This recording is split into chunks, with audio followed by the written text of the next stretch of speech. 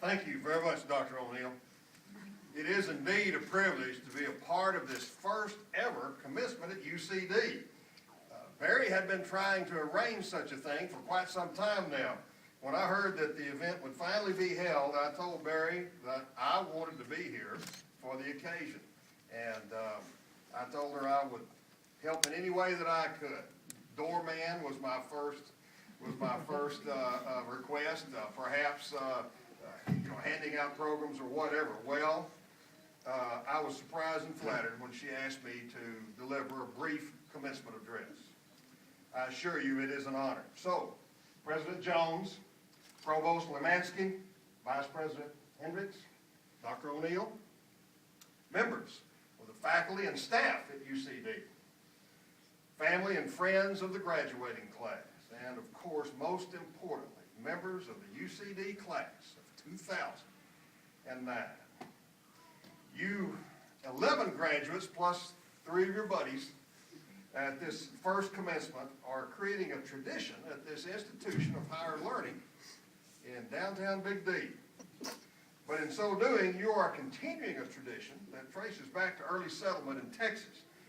Our earliest settlers in the 1820s brought with them the American conviction that education is a ladder to personal advancement as well as a key to maintaining our democratic political institutions. As soon as a dozen farm families would settle up in some neighborhood, the men would get together and build a one-room log schoolhouse. A teacher would be secured, usually an unmarried young woman, and for a few months at a time, the children would be taught the 3 R's.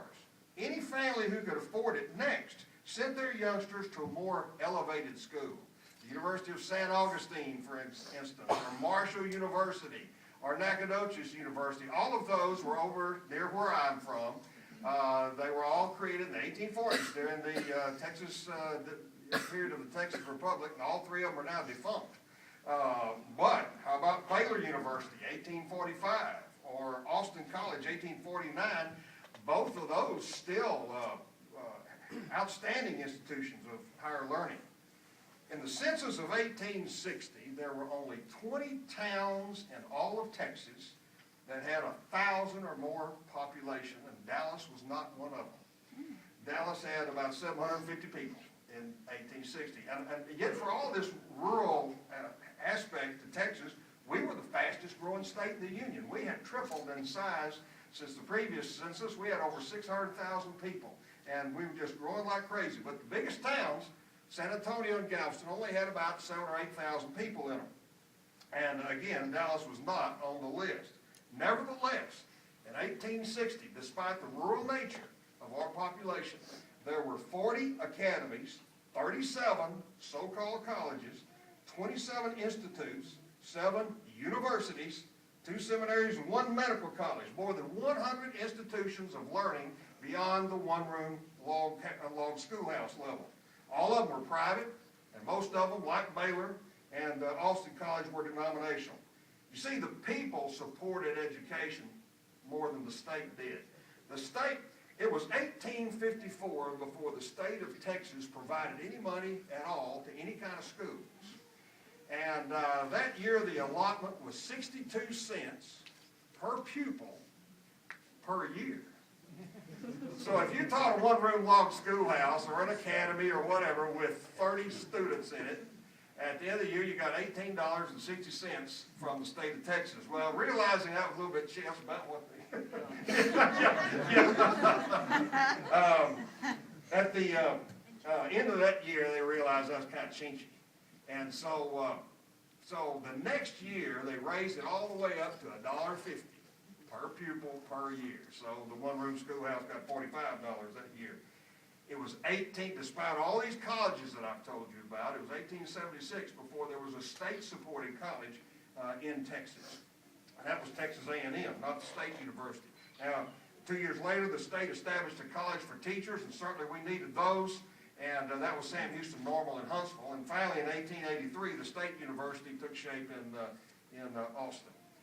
In the census of 1890, nationwide, less than 7% of the entire American population, ages 14 to 17, were still in school.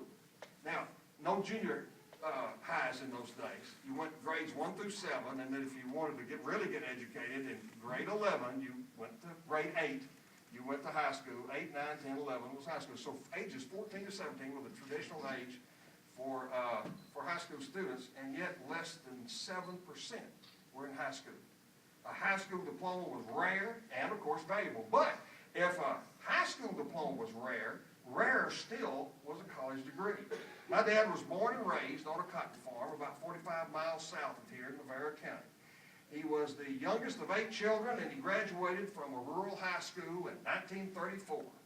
He was the only one of the 8 O'Neill kids to go to college. He went to A&M. That was the Depression, and he quickly ran out of money, so he worked as a cook in a cafe to put himself through school. One year he had to drop out and go home and work full-time to raise money to finish college. But he did get his sheepskin, and it is a sheepskin. I started to bring it up here. He got his sheepskin in 1939. Currently, I'm working on a book, The Centennial History of East Texas Baptist University. I've interviewed a great many ex-students. Let me use one typical example.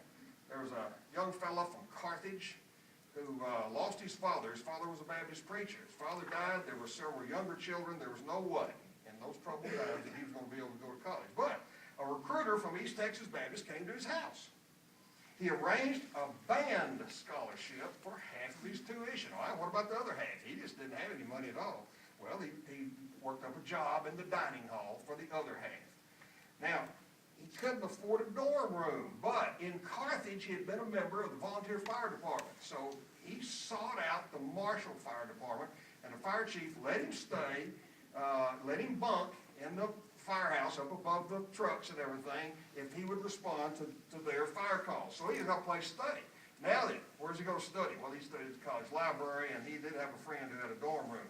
He got his degree, then he went on to graduate degrees. Can't tell you how many freshman students I've had through the years. I've been at the same school a long, long time now. They come into my class as 18-year-olds right out of high school. They sit on the back row, fool around, and either flunk out or drop out within 1 or 2 semesters. Then, several years later, these same people, many of them, will come back. Let's say a young lady. She's married now with a couple of little kids.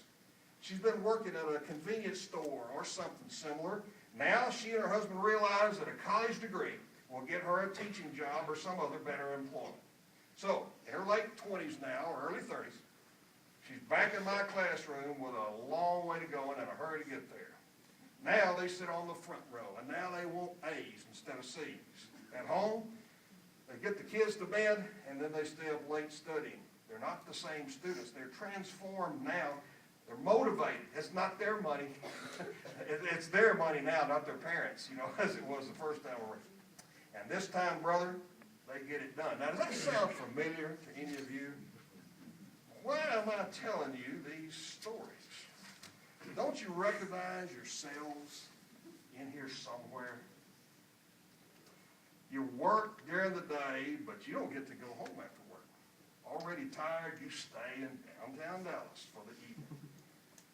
You're taking upper level courses. Many of you graduate courses, I know. You've already had a busy day. You're not going to get home till it's late. You have assignments to complete, tests to study for, and when do you do that? What about the kids? What about your wife or your husband? It's a struggle. It takes stamina, perseverance, sacrifice. There are, 11 versions of that story seated in front of me now. And spouses and parents are here. They know more than a little bit about your struggle. They probably had to babysit all these school